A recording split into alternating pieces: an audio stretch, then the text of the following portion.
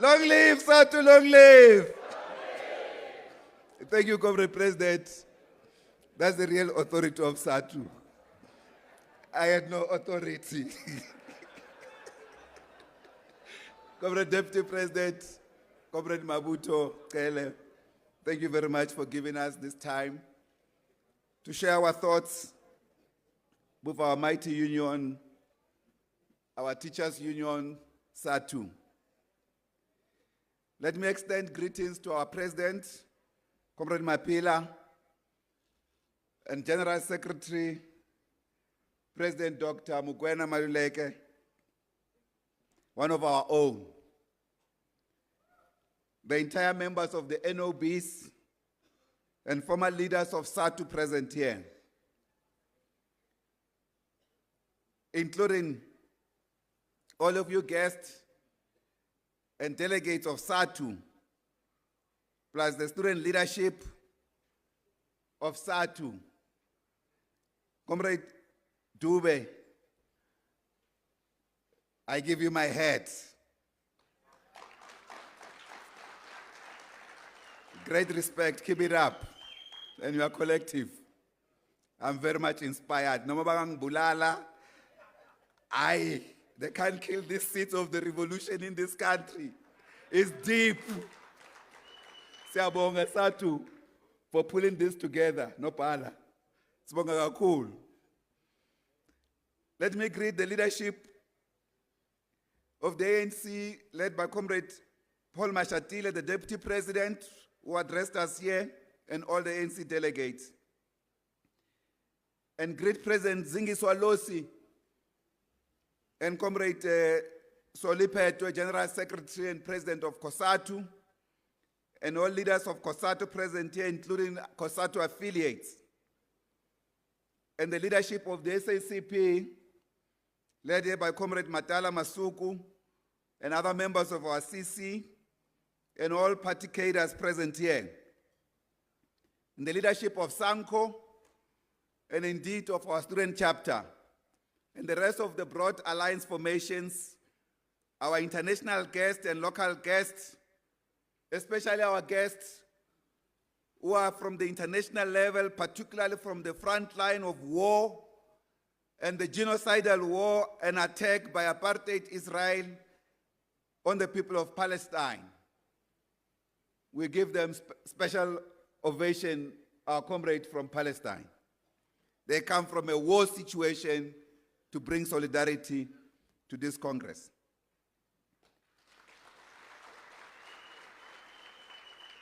We equally extend our solidarity to the people of Lebanon, the people of Beirut, the one that we named our section in Togoza after, in the 80s.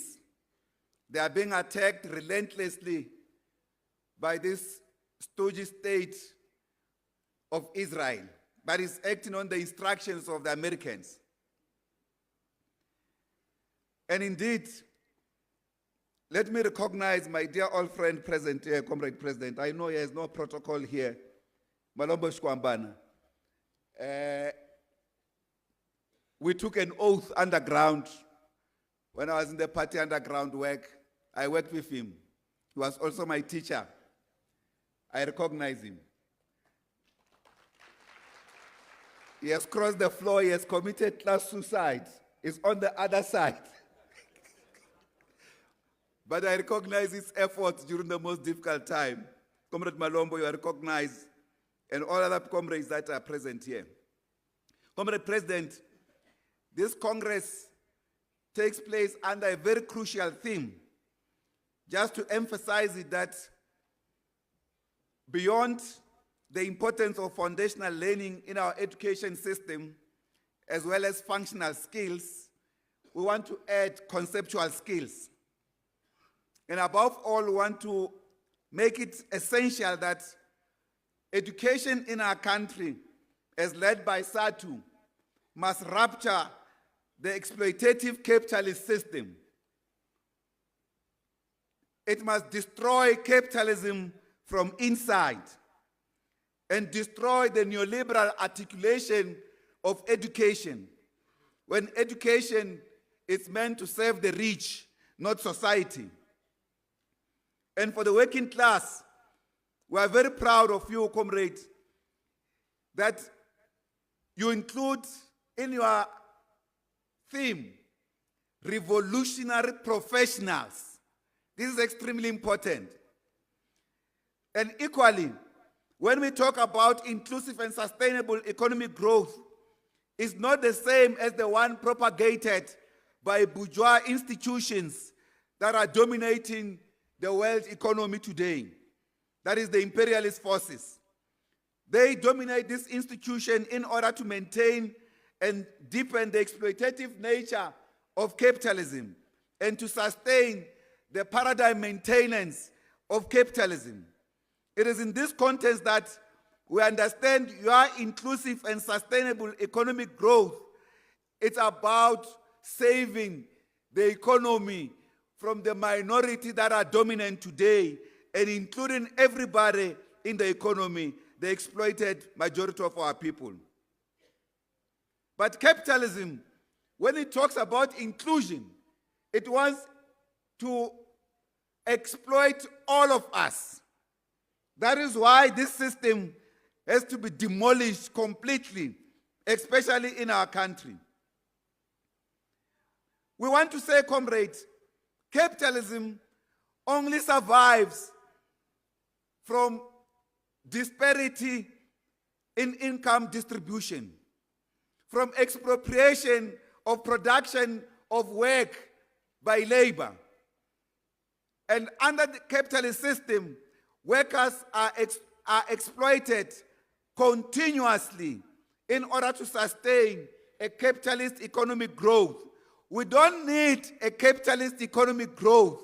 We need a people's economic growth in our country so that we can kill poverty and unemployment in our country.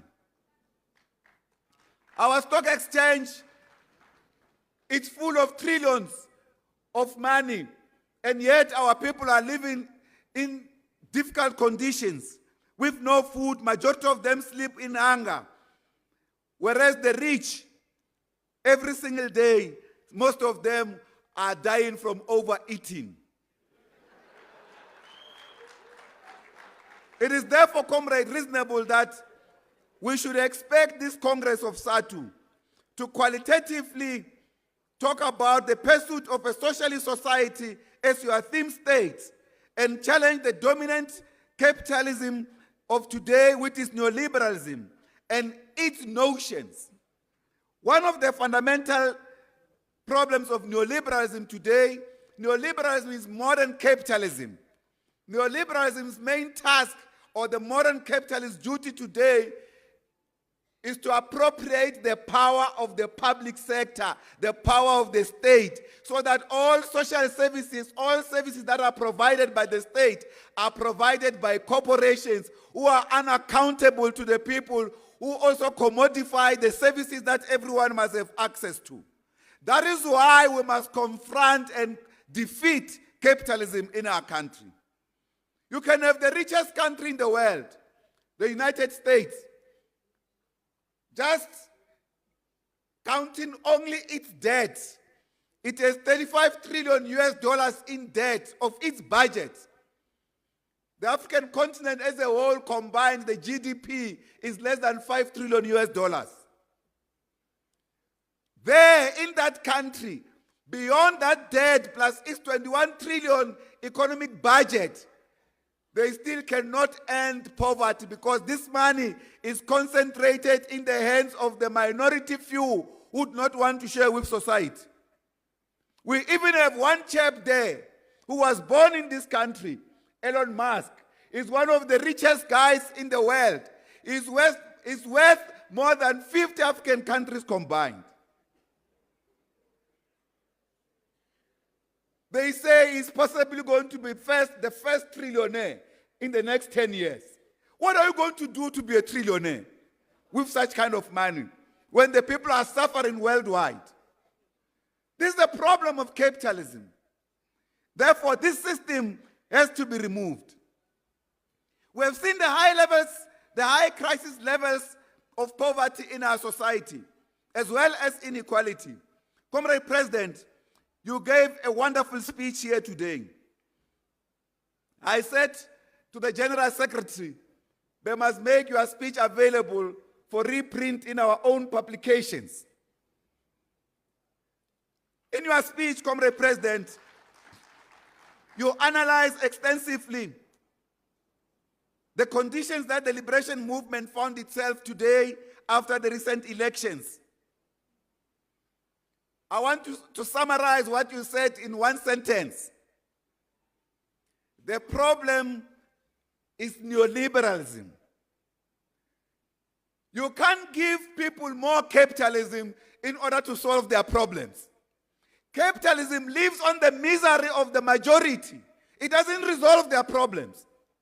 So if you look into our government system, after we jettisoned or we kicked out RDP in 1996, yes, 1996, and we introduced the gear policy, then started the decline of South African economy.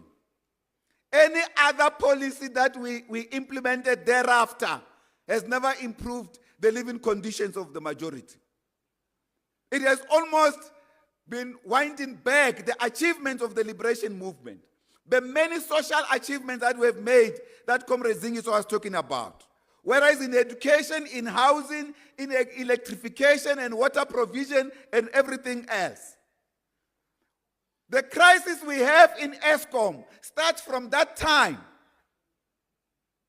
when neoliberalism kicked in our country. We then also had Asgiza and several others. None of them have resolved our problems because all of them were predicated, were foundation on the system of capitalism.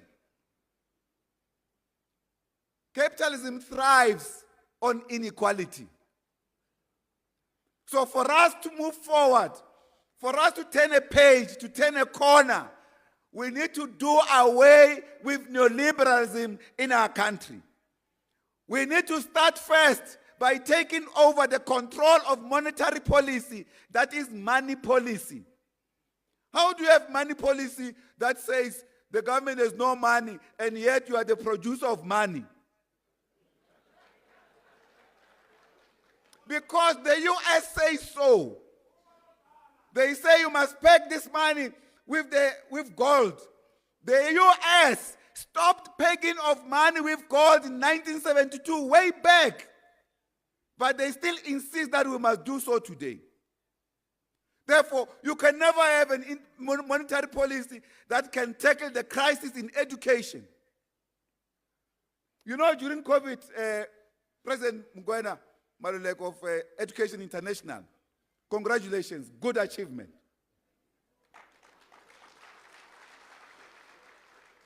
I wrote you a letter, a special letter. You can publicize that letter, Comrade Mugwena. We wrote it from their hearts to appreciate this achievement you have made. And yet, one minister here, when we're having our own achieving so much at international level, being recognized by the entire world, instead of working together, they seek to sideline the union SADTU. SADTU will never be sidelined by any minister here in this country. There's no one who can achieve that. Even those workers in the Western Cape that are already been threatened, we're going to fight side by side with SADTU until all of those workers are returned to work. This for us is do or die. There's no one who will come here and play with the life of workers, more especially under these living conditions. To grind them in these wheels of capitalism, we will never accept that. This minister should be happy. I've got a good partner who has massive work and networks internationally to transform and improve education. But because of their capitalist ideology, the ideology of the bosses, the ideology of the supremacist, white racist, the DA, she isolates SADTU. She even undermines our president. If the president has the guts to say he appoints these ministers constitutionally according to the powers given unto him, this one should not be minister anymore.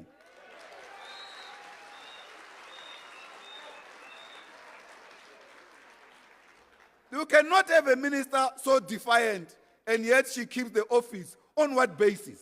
On what justification? There's no need for such. I think, comrades, it is important to say the austerity measures. Austerity means budget cuts. That's what it means. Budget cuts of social services by neoliberal book. That's what they say. Now, the point I wanted to raise before this point, Comrade Chair, is that during COVID-19, the government of India wrote off over 350 billion US dollars of money that they invested in education, that they borrowed education in India to build good schools, high quality schools, and improve education from early childhood up to tertiary level.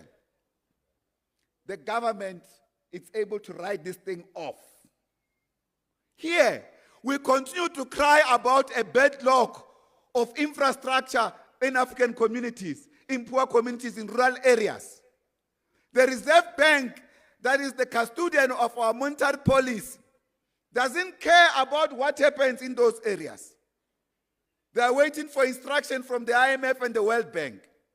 We need to take back the Reserve Bank into the hands of revolutionaries and use it as a tool of transformation and change.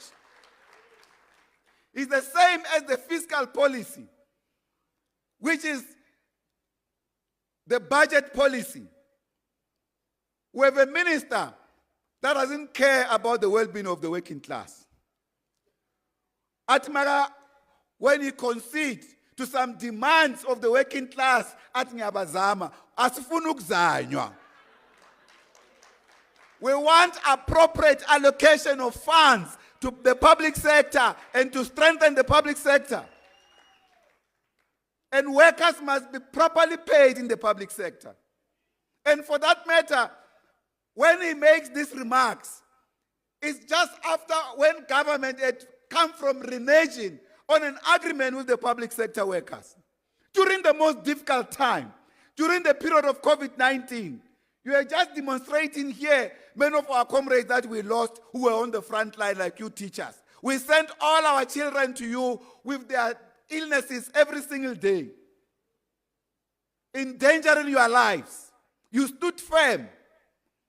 But it's neoliberalism. It was not the ANC speaking. It was neoliberalism speaking. Simply saying, there's no money. There must be budget cuts. Some of the departments, I've seen some of these ministers that have been calling neoliberalism under government of national unity, which will be my last point to speak about, Comrade Chair, have been saying, no, we can't, this minister in Home Affairs. This minister says, I can't believe that the government here, you only have 40% staff capacity. But when he was that side, every single day he was saying we need a lean state. When we see long queues in Home Affairs, people blame workers and say these workers are not doing their jobs. In every other public sector, they don't say the workers are understaffed and overworked all the time. Some of them don't even take breaks. When we say so, they don't listen to us. And the addicts inside our own movement, neoliberal addicts, they implement this policy without looking back. That is why, Comrade President, your single answer in your analysis of why we lost these elections is neoliberalism. It is neoliberalism that denied our people electricity, that denied our people water services, that made our living conditions run of sewage all over. Coupled with its own inherent corruption, because capitalism as a system is thinking it's corrupt. There's no way in the world where capitalism is not corrupt. Even in the USA itself, the current president or the former president in the USA has gone into, is in court on the basis of corruption. Even this current one who's outgoing, Biden, his own family and everything else, they see political office as a platform to strike deals for themselves. That's why they go to war all the time, so that the corporations behind them, whether it's the oil industrial complex or the defense industrial complex, must benefit all the time. We should not allow this thing to happen here in our country. We must fight against neoliberalism. At the same time, Comrade Chair, it is important to say that SADTU played a critical role in the recent elections. As part of COSATU, as well as the entire alliance, we want to thank you once more for supporting our work in the elections. Comrade from SADTU, Mapaila, siyabonga kakhulu. When we were stranded with no capacity, we came to you, and you were very helpful to us in order to do the elections work. At the same time, comrades, we want to condemn and reject this notion that members of SADTU should be banned from participating to officiate in elections, like all other public servants and individuals that are organized to do so. We say to the IEC, this is discriminatory and it must be stopped. The people with capacity must be allowed to run these affairs. We have seen the chaos in African communities, for instance, with what they try to do. Bringing inexperienced people who did not even know the law, some of them. That we accepted the outcome, Comrade President, was largely because of our love for peace and to respect the outcome of democracy. And that whatever happens should not have taken away the broad mandate of the people. But we must also say to IEC, you need to go and check your systems. Why do you continue to use systems that are technology of Israel, that we are in conflict with? This is unacceptable. That technology should not be used going forward in our elections. Coming with the next local government election, it should have been changed. You can't be an adversary of a country and use its own technology. It's unacceptable. At the same time, comrades, we lost these elections. We say we suffered a strategic defeat as a movement. But when we were in the campaign, we had other forces that were campaigning against us. For example, when we campaigned for the national minimum wage across the board, the DA campaigned against it.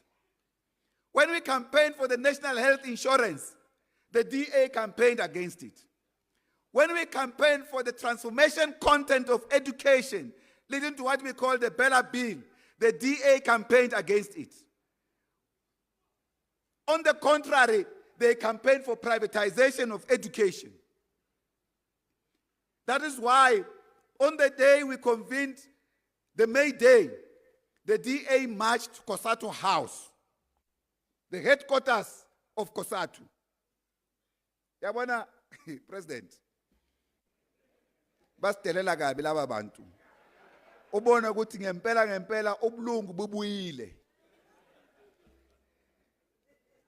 They were lucky to have chosen that day that they knew we were all in the rallies. I dare say they should have arrived there when we were there in our headquarters. We are headquartered at COSATU House, which we are very proud to be. They said COSATU and its allies are the ones that are responsible for unemployment in this country. What a blue lie. The media regurgitated this thing. What's happening in the media, in the political desk of the media? That the political officers, the editors, do not know a truth and a lie. It's unbelievable. But it's not surprising. The media was brought into this thing to remove the movement from political office, together with their imperialist allies. That's the truth. At the same time, comrades, when we went to post-elections after we lost, we then had a setup by government of this government of national unity. We rejected it on principle. The first thing is that this should have allowed the alliance movement to reflect on the outcomes of elections, to correct our own mistakes. At the same time, not allow us to go and work with the enemy. Instead, to undergo deep self-introspection. But primarily, clear ourselves from the control and any obligation towards capital. Whatever we have conceded to capital, now that capital entered the political terrain and wanted to remove the liberation forces, we had no further obligation to capital by any means possible. If you want to prove that capital entered the political terrain, go and check the third quarter and the fourth quarter of the IEC political party funding. You will see where the money of the Oppenheimers was going. On these 2 quarters, between February and end of June, they were given all parties opposed to the ANC. They are the one that set up the Moonshot Pact, capital. So much that the ANC knows, and it must tell the truth, even in these negotiations of the GNU, in some instances, the DA was negotiating for other parties, including the IFP. On what basis does it have authority on other organizations? Because capital was funding all of them. They were one thing. BOSA, Rise Mzansi, IFP, DA, all of them funded by one main source, 2 key components, the Oppenheimers and their friends, to remove the African National Congress.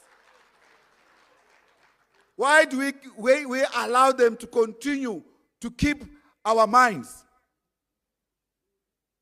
These minds do not belong to individuals, by the way, if we go through the Freedom Charter properly. But in respect of democracy, we have allowed them to do so. So what this thing represents, comrades, in ideological terms, it means there's now maturation of class contradictions in South Africa, where the point of patronizing each other has come to an end. Capital now sees as the enemy to them. Why do we want to continue to patronize capital, even when they want us out? Because they felt that the ANC can no longer guarantee them profits. The ANC had to respond to the capitalist crisis of social reproduction, in which poverty is recurring, underdevelopment is recurring in our society. We have to have a manner in which we temper with capitalist profit to respond to the needs of the people. Now they reject that. They realize that we are more vulnerable. They launch an offensive against us, using the same conditions. They say, give us more neoliberalism, and yet they do not want to account the people. The elected officials account the people.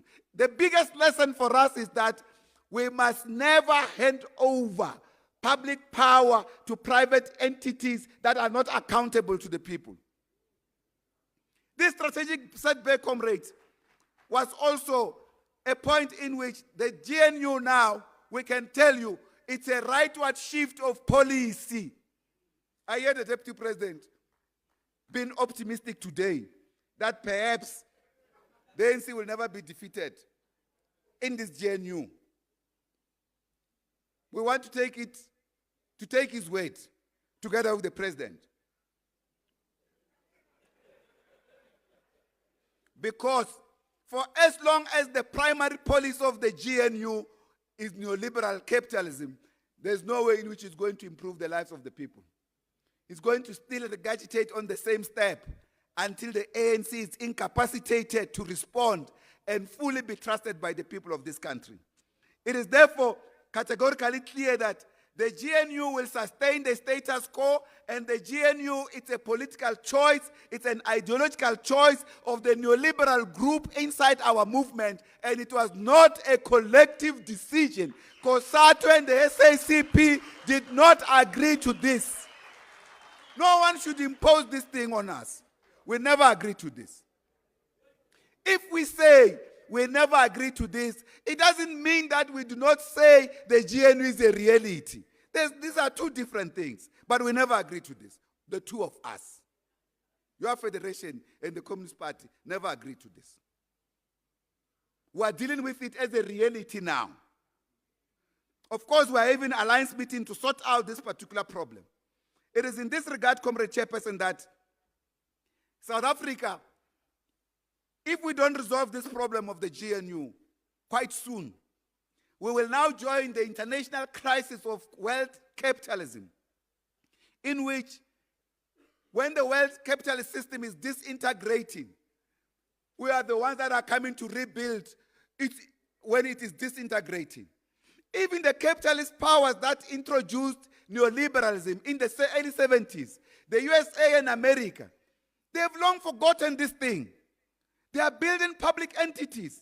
During COVID-19, all of them relied on government, and they began to see the importance of rebuilding the capacity of the state. Here, the neoliberal addicts, they even forced government to sign pacts to borrow money from the World Bank as a political choice, not because we needed that money. I told Comrade Enoch about this thing, but he didn't care, because we needed to have gone on the books that South Africa has also borrowed money from the IMF. So it was a political choice still. So the crisis of international capitalism, that is also the crisis of bourgeois democracy, which is also in South Africa, that is capitalist democracy. It's a crisis that we must deepen, but not enter into it. This is a crisis of liberal democracy. I mean, the liberal democracy, it is the one that is attacking the people of Palestine, a genocide that is supported by weapons and everything else on a single day by the Americans.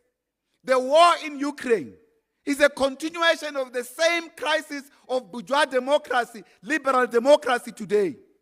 So we have to debate this question of the failure of liberal democracy, because we thought that liberal democracy is the best option of democracy in the world. At the same time, comrades, there are forces that are rebuilding, and BRICS, where South Africa is participating, is part of that. They are building a new multipolar world system out of this unipolar, wherein one hegemonic force, the USA and its European powers through NATO, are controlling the world. Now we're imagining a multipolar world system. That is why the war in Ukraine, it's an imperialist war against Russia. And Russia has to win this war by all means possible. The reversal is too much for the people of the South, as well as for now a full-blown attack on China if Russia is never victorious in this war. That's how critical the world is today. We are actually led by fools. The Joe Bidens of this world. And therefore, comrades, we want to say South Africa must not be a weak point in BRICS. It must strengthen, it must not be the weak chain, the weak link. It must strengthen the BRICS countries in the de-dollarization process, in the transformation process of independence of countries. When BRICS take this decision about de-dollarization, our minister here pours cold water on it. He says, no, don't worry. That thing will take many years to come. How do you say it takes many years to come? India is already transacting with Russia on national-to-national basis. China is doing so with Russia, and Russia is doing so with China on national-to-national basis. What is the problem with this thing? Even other countries like Saudi Arabia, they are doing so with Russia on their own currencies. Why are we tying our currency to the dollar? Then we can stand up and say we don't have money. That's another sense of weak leadership. But given the imperialist attack on the liberation movement, comrade, we have to say back home here, as we speak here today, yesterday morning, Comrade Mlungisi Makhanya, the president of People's United Democratic Movement in Swaziland, the liberation movement in Swaziland, was forcefully poisoned. Forcefully poisoned. Actually, he was to be killed. He's in hospital as we speak. Very critical. Because South Africa, Comrade President of SADTU, our sincere solidarity with you and the people of Swaziland under that autocracy of King Mswati. South Africa is allowing Swaziland to do as it pleases. Swaziland sent mercenaries here to come and kill and abduct pro-democracy activists in South Africa and take them to Swaziland or kill them, as they did to Lan Maseko. We have called for an independent investigation in this. We want to call for a speedy investigation, the activation of a 72-hour notice to find the culprit that tried to kill Comrade Mlungisi. This must be done as urgent as possible. We understand Comrade Mlungisi was able, before he collapsed, name the culprit, Comrade Zink. The state must find that culprit. And because of since yesterday, we give them as the Communist Party until tomorrow 3 o'clock to know their progress on the arrest of this person who wanted to kill our comrade. This is unacceptable. We cannot harbor mercenaries from Swaziland and yet keep proper relations with the Swazi regime. This is unacceptable. It is therefore important that perhaps this Congress must send solidarity to our comrades in Swaziland, who certainly are struggling under very difficult conditions. Your own president of SADTU and now president of SNAT has been threatened and even expelled from work just for doing union work. This is not right at all.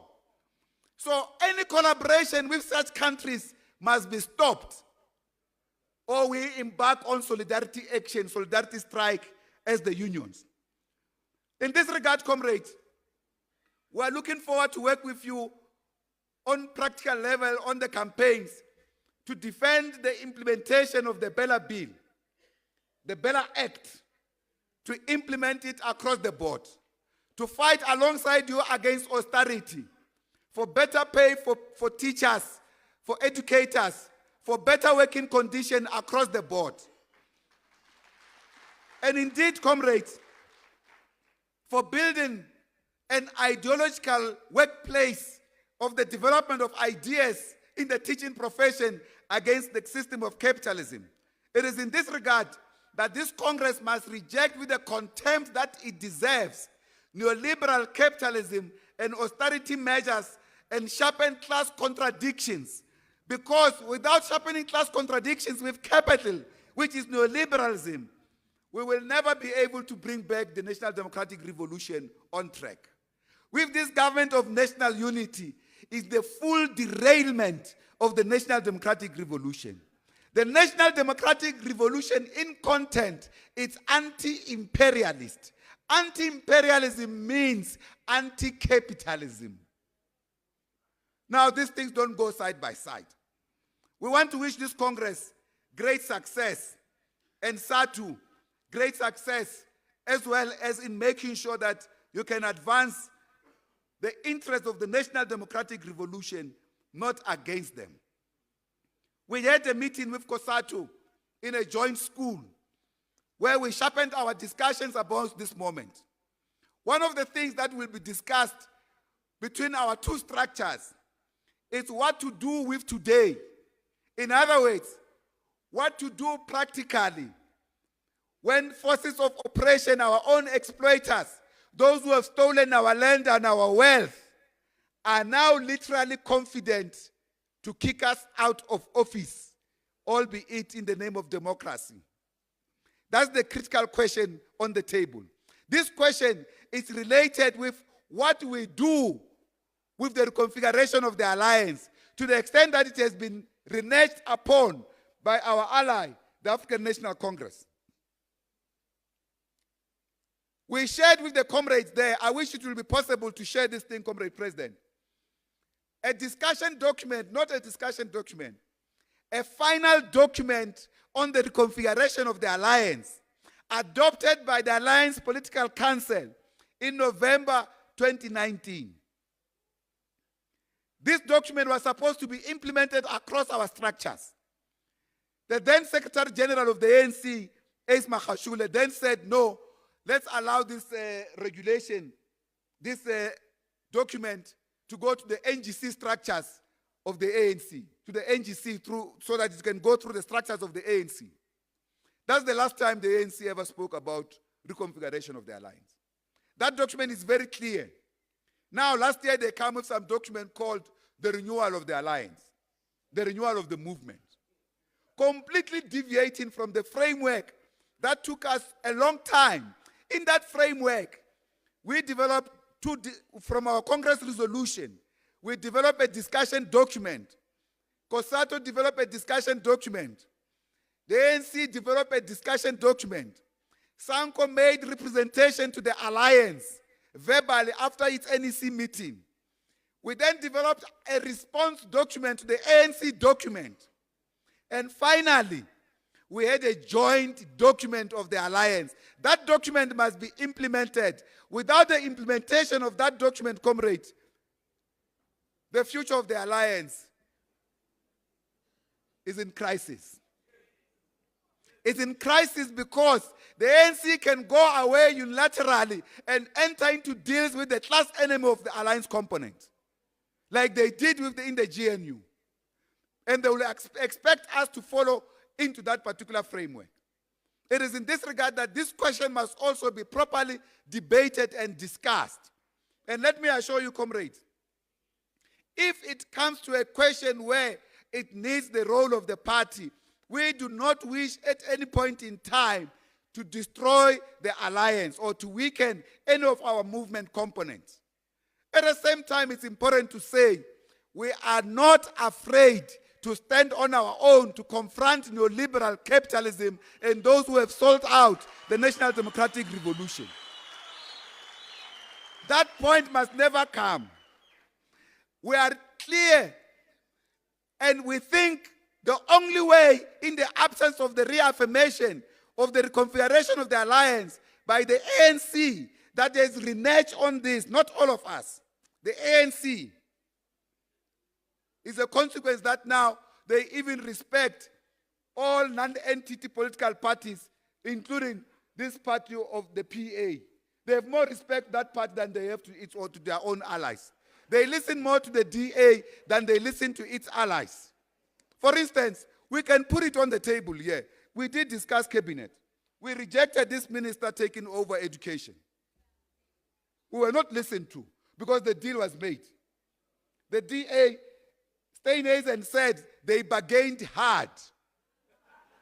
Yes, the following day after the announcement of cabinet, he came out and said, we bargained hard and we are represented in 12 clusters of cabinet. No single alliance partner here can say we are represented in all clusters of cabinet. We participate in good faith that the ANC will take our views across the board into consideration. They don't do so, but they do so for the DA. It's high time that the ANC learn to respect its allies and the masses of this country. Amandla! Forward to socialism, forward! Thank you very much. If you found this video informative, please like, subscribe, and hit the notification bell for more content like this. And as always, let us know your thoughts in the comments below. Until next time, stay informed and stay engaged.